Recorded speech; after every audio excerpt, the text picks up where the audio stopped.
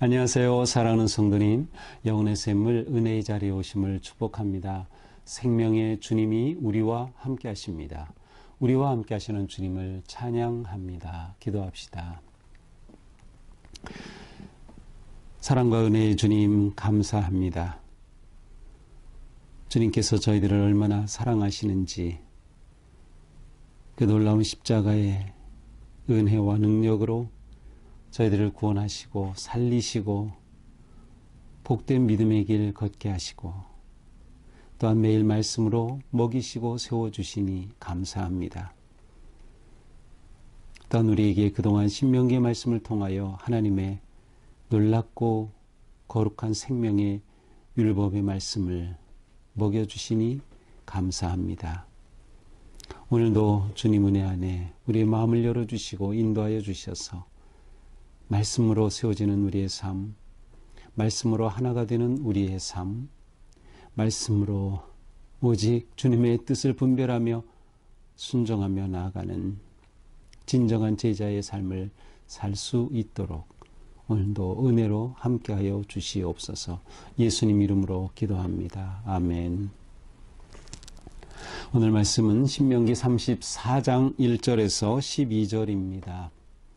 모세가 모압 평지에서 느보산에 올라가 여리고 맞은편 비스가산 꼭대기에 이르매 여호와께서 길르앗 온 땅을 단까지 보이시고 또 온 납달리와 에브라임과 므낫세의 땅과 서해까지의 유다 온 땅과 네겝과 종려나무의 성읍 여리고 골짜기 평지를 소알까지 보이시고 여호와께서 그에게 이르시되 이는 내가 아브라함과 이삭과 야곱에게 맹세하여 그의 후손에게 주리라 한 땅이라. 내가 내 눈으로 보게 하였거니와 너는 그리로 건너가지 못하리라 하시매 이에 여호와의 종 모세가 여호와의 말씀대로 모압 땅에 죽어 벳부올 맞은편 모압 땅에 있는 골짜기에 장사되었고 오늘까지 그의 묻힌 것을 아는 자가 없느니라. 모세가 죽을 때에 나이 120세였으나 그의 눈이 흐리지 아니하였고 기력이 쇠하지 아니하였더라. 이스라엘 자손이 모압 평지에서 모세를 위하여 애곡하는 기간이 끝나도록 모세를 위하여 30일을 애곡하니라. 모세가 눈의 아들 여호사에게 안수하였으므로 그에게 지혜의 영이 충만하니 이스라엘 자손이 여호와께서 모세에게 명령하신 대로 여호수아의 말을 순종하였더라.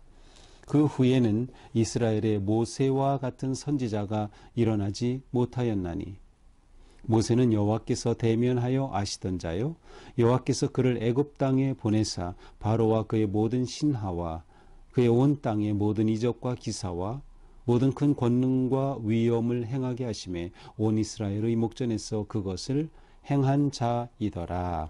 아멘. 자, 오늘 말씀은 이제 신명기의 맨 마지막 종결입니다. 신명기의 마지막은 동시에 오경의 마지막이죠. 모세의 오경이라고도 하는 성경 맨 앞에 5권의 결론이기도 합니다.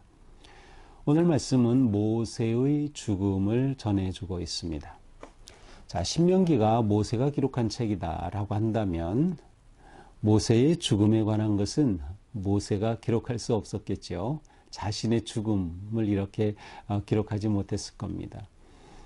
그러므로 이제 신명기 34장은 아마도 후대에 첨가된 아니면 뒤에 이어지는 여호수아가 첨가한 것으로 보아도 큰 문제는 될 것 같지 않습니다. 자, 중요한 것은 모세의 마지막에 관해 이처럼 아주 귀하게 그리고 오경의 결론으로 기록하고 있다고 하는 사실이죠. 자, 모세는 모압 평지에서 이제 이스라엘 백성들은 모압 평지에 지금 모여 있었고요. 그곳에서 모세가 이스라엘 백성들에게 하나님의 율법을 다시금 전해 주었죠. 신명기 다시 그들에게 펼쳐서 보여준 그러한 말씀이죠. 그 모세는 이제 느보산에 올라가 여리고 맞은편 비스가산 꼭대기에 느보 산이라고 하면 좀 더 큰 그러한 산맥과 같이 그 지역을 포함한다고 하면 이제 그 중에 한 봉우리가 비스가 산으로 보입니다. 그래서 느보산의 비스가 산 꼭대기에 올라가서 여호와께서 모세에게 온 땅을 보게 하십니다. 온 땅을, 길르앗 온 땅을 단까지 보이시고, 단이라고 하면 맨 북쪽 끝이죠. 예, 물론 이제 어떤 성서학자는, 지리학자는 이 비스가산 꼭대기에서는 이 성경이 말하는 것처럼 저 단이라든지 지금 이제 그 밑에 나오는 것은 이제 여러 서쪽으로 남쪽으로 이 경계들을 이제 보여주는데 그렇게 다 보이지 않는다. 뭐 이렇게 말해서 육안으로는 볼 수 없는 지역이다. 이렇게 말하지만 글쎄 저는 그 자리에 직접 가보지도 못했고 딱 비스가산이 어느 지점이라고 딱 특정할 수도 없기 때문에 제 생각에는 이 지역은 굉장히 고원지대이고요. 실제로 여리고에서도 보면 그 건너편으로 이 지대가 잘 보입니다. 그래서 그 높은 곳에서 이 전체를 이렇게 멀리 조망하면서 볼 수 있었을 것 같아요. 자, 이렇게 온 땅을 보이시면서 납달리, 에브라임, 므낫세의 땅, 요단강 또 동편 쪽에 있는 또 북쪽에 있는 땅, 또 서해 서쪽을 향해서 요단강 저쪽 건너편으로 또 네겝과 종려나무 성읍 여리고, 종려나무 성읍은 여리고의 별명이기도 하죠. 종려나무 성읍 여리고 골짜기 평지를 소알까지 보이시고 그쪽으로 다 보이십니다. 이렇게 보이신 후에 모세에게 말씀하시죠. 내가 아브람과 이삭과 야곱에게 맹세하여 그의 후손에게 주리라 한 땅이다. 자, 하나님은 모세를 통하여 믿음의 선조들 아브라함, 이삭, 야곱에게 약속하셨던 그 약속을 이루시는 겁니다. 그러니까 약속을 이루시는 하나님, 그리고 그 일에 모세가 쓰임을 받은 거죠. 그래서 모세를 통하여서 이곳까지 이스라엘 백성들을 인도하였고 이제 그 조상들에게 주신 약속을 성취하게 되는 것입니다.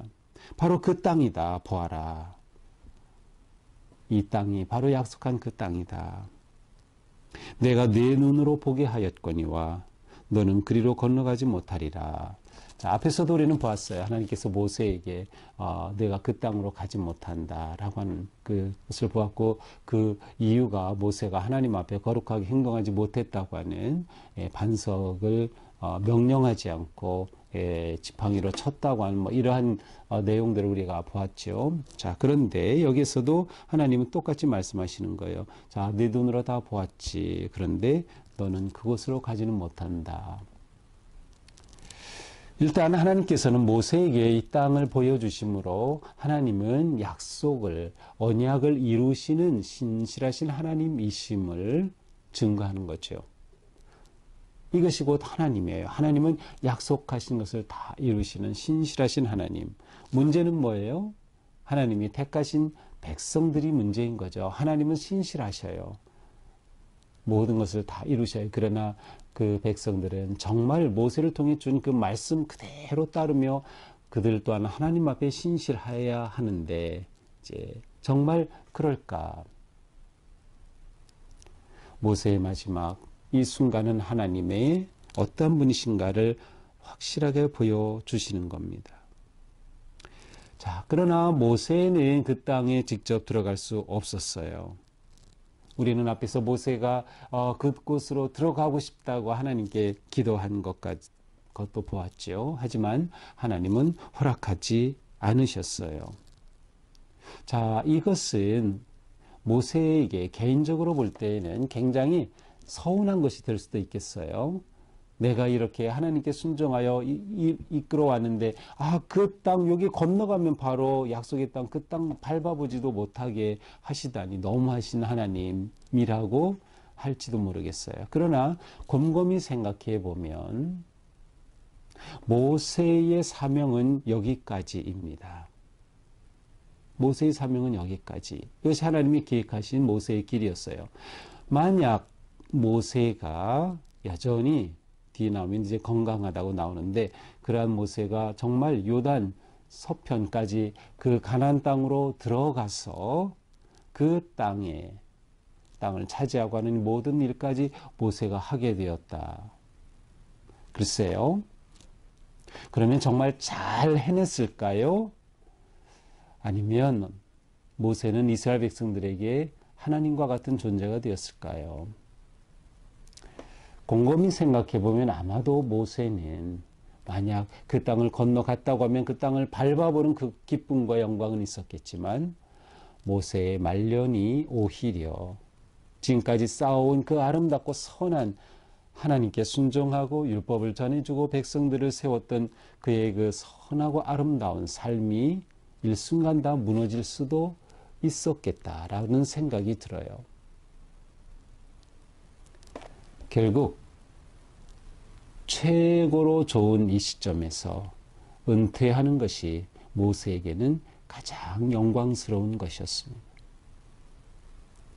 때때로 우리는 인간적인 생각으로 인해서 내가 좀 더 잘할 수 있을 것 같고 더 헌신할 수 있을 것 같고 더 큰 일을 이룰 수 있을 것 같고 하면서 자신의 은퇴를 아예 생각하지 않을 수도 있어요. 하지만 우리는 우리 인생을 모르는 겁니다. 더군다나 노년의 인생은 모르는 거예요. 내게 어떤 일이 일어날지 어떻게 될지. 이렇게 본다면 하나님께서는 모세를 정말 사랑하셨다. 모세를 지켜주셨다라는 생각이 듭니다. 아마 모세도 이러한 모든 것들을 내다보면서 하나님께 온전히 기쁨으로 순종하지 않았을까요? 그래, 나는 여기까지다. 내가 여기서 더 한다는 것은 이것은 내 욕심이기도 하고 교만이기도 하고 내가 지금까지 하나님 앞에 서온 내 삶이 무너지게 될지도 모른다. 모세는 하나님의 뜻에 온전히 순종하였습니다. 그리하여 그는 정말 이스라엘의 가장 위대한 지도자로 영원히 남을 수가 있었던 것이죠. 그리고 하나님은 이렇게 순종하는 모세가 너무나도 사랑스러웠고 그 모세를 받아주셨음이 분명합니다. 자, 이렇게 모세는 여호와의 말씀대로 모압 땅에 죽었습니다. 그래서 6절에 보니까 그 모압 땅에는 골짜기에 장사되었어요. 그런데 오늘까지 그의 묻힌 곳을 아는 자가 없느니라. 자, 모세가 장사되었는데 그가 묻힌 곳이 어디인지 아무도 모르는 겁니다. 자, 이것도 특이하죠. 장사를 했는데 묻힌 곳이 어딘지 모른다. 아마도 이것은 여러 가지를 생각해 볼 수 있을 것 같은데 모세가 죽어서 그의 무덤이 어디 있는지 확실히 안다면 그 무덤이 엄청난 성역화가 되지 않았을까요? 그리고 그곳이 성전처럼 아주 중요한 곳이 되지 않았을까요? 그러나 그렇게 될 가능성 자체가 없어진 겁니다. 또한 모세가 어디에 묻혔는지 안다는 것은 그의 유골을 가지고 있을 수 있다는 거예요. 이 유골은 굉장히 중요한 의미를 가지고 있어요. 그래서 창세기 마지막에 보면 요셉이 죽을 때 내 유골을 가지고 나가라. 그래서 실제로 출애굽할 때 모세의 그 유골을 가지고 나왔죠. 그것이 하나님의 약속과 역사심의 증거도 되지만 또한 그 유골 자체가 가지고 있는 그 의미가 굉장히 크죠. 그래서 기독교 같은 경우는 성인들이 묻힌 곳, 예를 들어 베드로가 참수당한 그곳 위에 베드로 성당이 세워졌다고 하죠. 바로 이렇게 그 유골이 있고 묻힌 곳이 굉장히 중요한 의미를 가지게 되죠. 불교에서는 진신사리가 있는 곳이다 라고 하면은 더 사람들이 그것을 찾고 그렇게 숭배하는 것처럼 이러한 모든 것들 자체를 아예 가능성이 없어진 겁니다. 모세는 무덤이 어디 있는지도 알 수 없게 되었어요. 바로 이것이 하나님께서 모세를 위해 베푸신 큰 은혜라고 생각할 수 있는 거죠. 우리는 죽어서 이름을 남긴다라고 하지만 하나님 앞에 우리 인생은 받은 은혜와 그 사랑에 비교하면 우리가 내세울 것은 아무것도 없는 거죠. 정말 모세와 같이 이렇게 떠나는 것이 정말 아름다운 죽음의 모습이 아닐까 하는 생각을 해봅니다. 이렇게 죽었지만 사실 모세는 이때 어떠했는가? 7절에 보니까 내 나이 120세였으나 20세, 120세에 별세하였지만 그의 눈이 흐리지 아니하였고 기력이 쇠하지 아니하였더라. 그러니까 모세는 건강할 때 하나님께서 그를 데려가신 거예요. 이렇게 갑작스러운 죽음이라고도 할 수 있겠죠.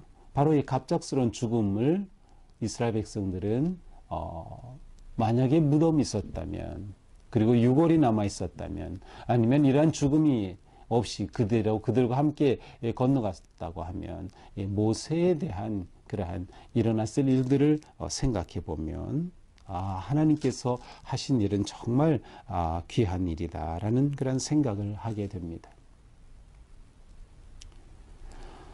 우리가 이 땅에 살면서 내가 기력이 있을 때까지 내가 내 뜻을, 내 목적을 무엇인가를 위해 하겠다고 하는 생각은 위험한 생각입니다.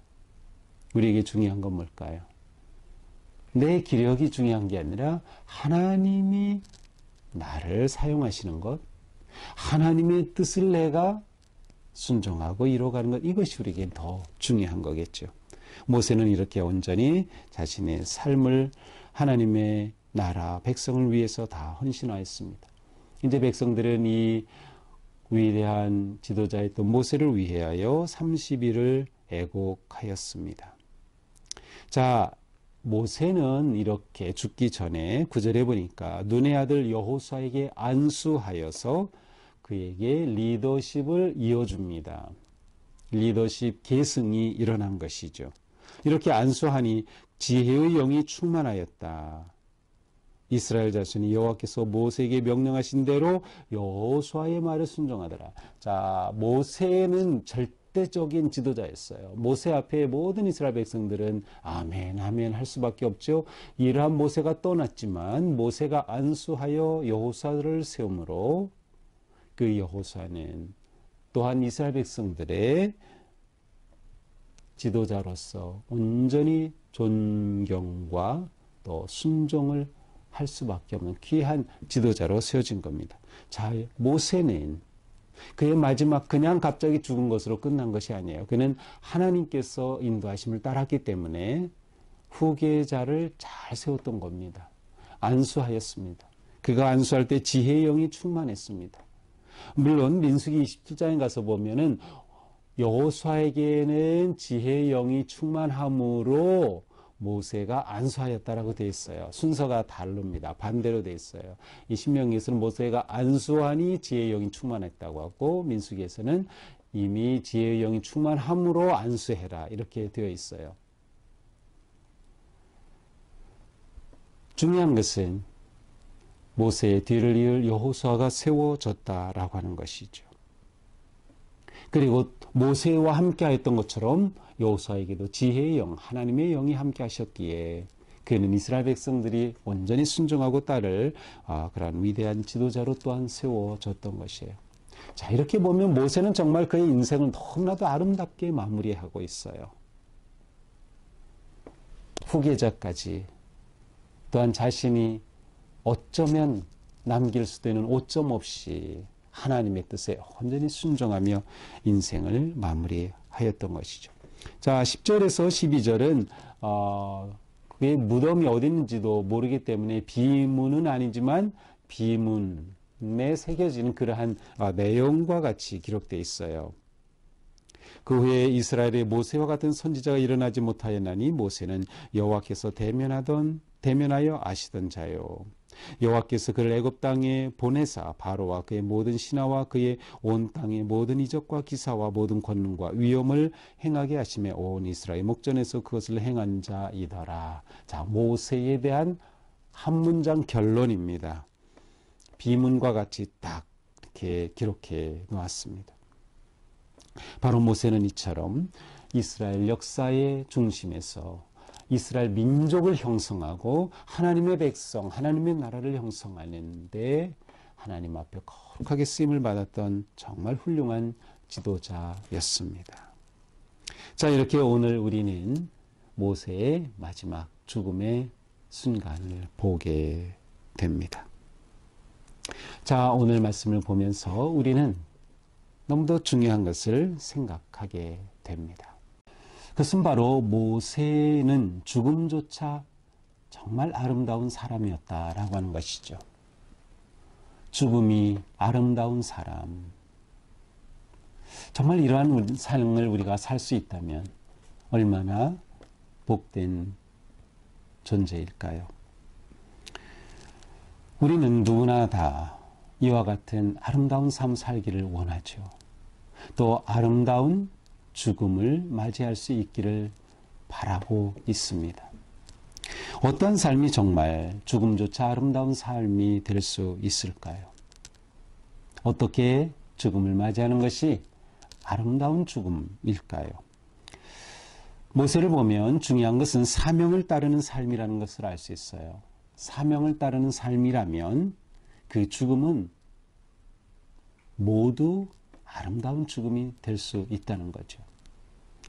모세는 하나님의 부르심, 하나님의 보내심, 하나님의 말씀하심, 이 모든 것에 온전히 순종하는 사람이었어요. 하나님의 뜻에 순종했죠. 하나님의 뜻은 곧 그의 인생의 사명, 인생의 비전이었던 것이죠.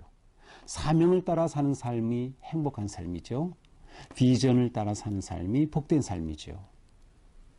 그의 눈이, 시력이 흐리지 아니하였다라는 것은 그는 비전의 사람이었다는 것을 의미합니다.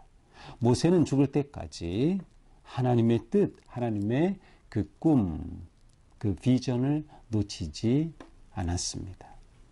우리도 그렇게 할 수 있습니다. 우리도 하나님께서 내게 주신 그 부르심의 초점, 그 뜻을 놓치지 않고 살아간다면 우리의 죽음은 아름답고 거룩한 죽음이 될 수 있을 것입니다. 비전을 놓치지 않는 것이 중요합니다. 하나님의 뜻을 바라보고 내가 이 땅에 사는 이유가 분명하다면 그 비전을 놓치지 않는 것이죠. 또한 이러한 비전의 삶, 사명자의 삶의 핵심은 무엇일까요? 하나님과 동행하는 삶입니다. 우리가 하나님과 동행할 때 그 삶은 아름다운 삶인 거고, 그렇게 동행의 마지막이 죽음이 된다고 하면 이것보다 아름다운 일은 없을 겁니다. 왜냐하면 그렇게 동행하는 삶은 자연스럽게 천국의 삶으로 이어질 것이기 때문이죠. 우리의 삶, 이처럼 아름다울 수 있는 거예요. 우리가 예수님을 믿고 하나님의 자녀로 산다는 것은 이렇게 아름다운 삶을 살아가는 것이죠. 또한 우리는 이 땅에 사는 동안 축복하는 삶을 사는 겁니다. 다른 사람들에게 유익한 존재로 살아가는 거죠. 모세는 이스라엘 백성들에게 하나님의 율법을 전해주었고 가르쳐 주었고 그들을 인도하고 이끌었어요. 그들을 축복하는 그런 삶을 산 거죠. 모세의 존재 자체가 이스라엘 백성들에게 복이었던 것이죠. 우리가 그와 같이 사는 겁니다. 나라고 하는 존재 자체가 내 가정에서 복이 되는 겁니다. 나라고 하는 존재가 내가 만나는 그러한 믿음의 교우 관계들 속에서 복이 되는 겁니다. 나라고 하는 존재가 우리 교회에서 복이 되는 겁니다. 김 집사님 계신 것이 우리 동수교회의 복인 겁니다. 장로님 계신 것이 우리 교회의 복이 되는 겁니다. 권사님 존재하는 것 그 자체가 우리에게 복인 겁니다. 우리는 이렇게 누군가에게 복이 되는 삶, 유익한 인생을 살 때 그 죽음은 정말 아름다운 죽음이 될 것입니다. 또한 우리는 믿음을 전수해야 한다. 나 잘 믿는 것 가장 중요하죠. 그러나 동시에 내가 믿는 이 믿음을 전해주는 겁니다. 다음 세대에게 전해주는 거죠. 여기서 다음 세대라는 것은 우리보다 나이가 어린 자녀들을 의미할 뿐만 아니라 믿음으로서의 다음 세대입니다. 하나님을 믿지 않던 자들이 우리로 인하여서 주님을 알게 되고 예수님을 믿게 될 때 그들 또한 믿음의 세대로 세워지는 거죠. 그들도 우리의 다음 세대가 되는 거예요. 그래서 끊임없이 믿음의 세대를 세워가는 것, 이렇게 간다면 우리는 죽음이 우리의 인생의 끝이 아니라 죽음이 하나님의 사명의 끝이 아니라 계속 이어지는 새로운 시작이 될 수 있다는 것을 확신할 수가 있는 것이죠. 이렇게 될 때 우리는 정말 귀하고 아름다운 인생을 살아가게 될 것입니다. 이러한 삶을 살 때 죽음은 완성이며 새로운 시작이 될 것입니다. 나의 묘비명에는 뭐라고 쓰여지기 원하나요? 한번 내 묘비명은 이렇게 사람들이 나를 기억해 주면 좋겠다. 사람들이 나를 이런 사람이었다고 말해주면 좋겠다. 한번 오늘 자신의 묘비명을 한번 여러분의 일기장에 기록해 보시기 바랍니다. 그리고 자신의 인생이 정말 그와 같은 인생 되기에 힘쓸 수 있다면 우리는 누구나 다 아름다운 삶, 또 아름다운 죽음, 그래서 고귀하고 거룩한 복된 인생 살게 될 것입니다. 기도하겠습니다. 주님, 모세의 죽음 마지막 시간을 보면서 우리의 마지막도 생각하고 우리 인생의 의미도 생각해 보았습니다. 우리를 구원하여 주신 주님의 그 크신 사랑과 은혜 너무도 고맙고 감사합니다. 주님의 사랑을 받은 우리들, 이제는 부르심을 받은 그 뜻을, 그 목적을, 사명을 찾고 또 우리에게 밝혀주신 그 사명을 따라 살아가는 삶이 되게 하여 주시옵소서. 내 존재가 누군가에게 유익함이 되고 내가 누군가에게 복을 가져오는 그러한 존재가 되게 하여 주시옵소서. 그리하여 우리 인생의 마지막 후회 없는 인생, 감사할 수 있는 인생, 아름다운 믿음의 열매와 향기를 남기는 복된 인생 되게 하여 주시옵소서. 예수님 이름으로 기도합니다. 아멘. 네, 오늘까지 신명기 잘 보았습니다. 이제 시편의 말씀을 좀 본 후에 5월부터는 사도행전을 보게 되는데요. 사도행전은 교회의 시작과 복음의 전파입니다. 특별히 사도 바울의 복음 전도의 그러한 이야기들이 아주 감동적으로 펼쳐지는데요. 어쩌면 내년도에 우리 교회에서 바로 이제 바울이 복음을 전한 이 터키, 그리스 지역으로 성지 순례를 갈 수도 있을 것 같아요. 그래서 특별히 사도행전 우리가 아주 세심하게 묵상하고 기도하면서 바울의 믿음의 여정을 따라가면 또 우리에게 너무도 은혜로운 시간이 준비되지 않을까 생각합니다. 오늘도 주님의 은혜 안에서 우리의 삶이 복된 인생 될 수 있기를 축복합니다. 사랑합니다.